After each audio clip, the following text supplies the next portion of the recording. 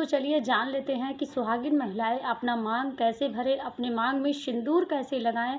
सिंदूर बहुत बड़ा वरदान होता है, सौभाग्य होता है। हम सुहागिन के लिए एक औरत की ज़िंदगी में सिंदूर का बहुत ही महत्व होता है, उसके बिना उसका कोई अस्तित्व नहीं होता। या सिंदूर के ये 5 नियम आप ज़रूर करें। सिंदूर नहाने के जस्ट बाद आपको लगा लेनी है, चाहे आपके बाल गीले हों या सूखे हों।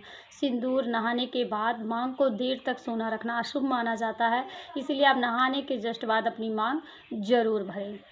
सिंदूर का जो दूसरा नियम है वो है कि सूनी मांग लेकर, यानी जब तक आप सिंदूर ना भरे हों, घर के सभी चौखटों को नांगना अशुभ माना जाता है। हाँ, ये है कि वॉशरूम में अगर आप नहा रहे हैं तो वॉशरूम का चौखट तो आप नागेंगे ही, बाकी बहुत सारे चौखट को नहीं नागना है, तो इस चीज़ का आप ज़रूर ध्यान रखिए।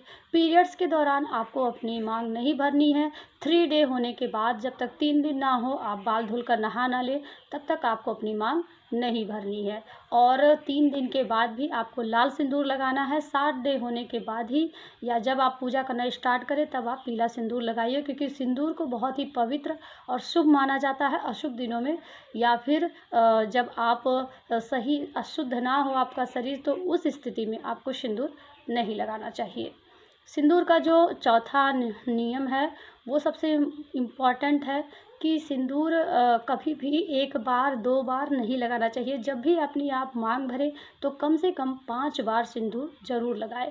अपनी उंगली से अगर आप लगाती हैं तो इस तरह से 5 बार भरें। अगर ब्रश से लगाती हैं तो भी सिंदूर एक ही बार में ज़्यादा आप ले लेंगी तो एक ही बार में भर जाएगा, इसलिए थोड़ा थोड़ा करके आप मान के चलिए कि कम से कम 5 बार अपनी मांग ज़रूर भरिए।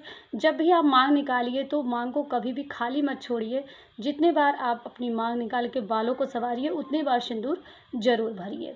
5वां जो सबसे लास्ट नियम है और इम्पॉर्टेंट नियम है कि अगर कभी भी आप सिंदूर लगाती हैं और सिंदूर नीचे गिर जाता है तो कभी भी उसे आप पोछा के कपड़े से या पानी वगैरह से धुलकर साफ़ ना करें। आपने साड़ी पहनी है तो उसके आँचल से दुपट्टे से उसको पोंछ लीजिए और ज़मीन को 5 बार कम से कम प्रणाम कर लीजिए।